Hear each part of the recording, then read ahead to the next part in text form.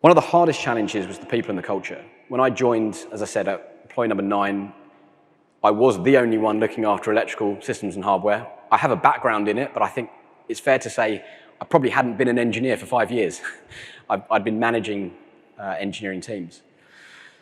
So quickly we had to identify how you build a company quickly. Recruitment is hard. It's hard in every industry. It takes time, finding good people, finding people that are committed, share your values. Sharing your values when you don't even know what your values are. So what we were able to do was leverage external suppliers where you can bring on teams quickly.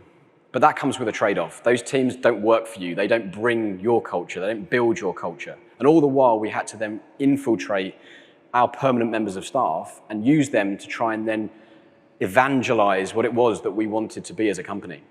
So we strategically recruited top-down.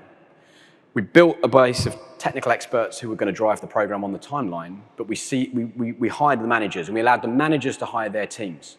And all we did was make sure that we understood why people wanted to join an environment like a startup, in an environment where it lacked process, it lacked tools, it lacked design, it lacked all the things that you would come and expect in a normal organization. And you could see it in the eyes of the people you interviewed. Does that excite you or does it scare you?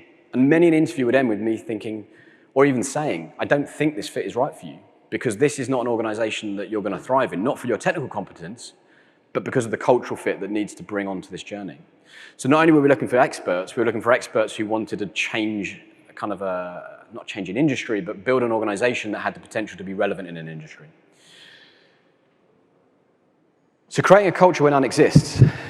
What was the hardest thing at the beginning? I talked about those 3 phases, the concept, validation, productionization. In the concept phase, you want free thinkers.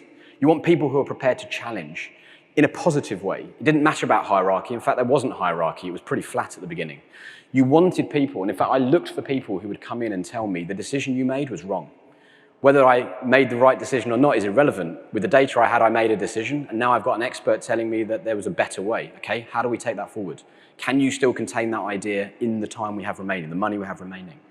And so we built this environment where everyone was able to come in and add value. And at the beginning, you didn't just have a job title, you had a whole function across multiple departments that didn't exist. And what that gave you was context of the wider challenge, which meant when we recruited, these top layer of the team who've now gone on to recruit down, they've all understood what it takes to actually take this product through and the challenges we face or are gonna face. And that has given us a much more, I like to say, we've avoided the silos.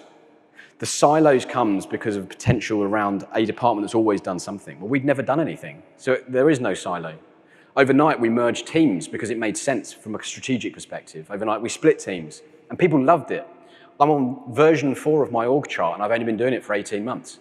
But the team love it. They're ready for organizational chart number 5 because they see the movement, they see the potential.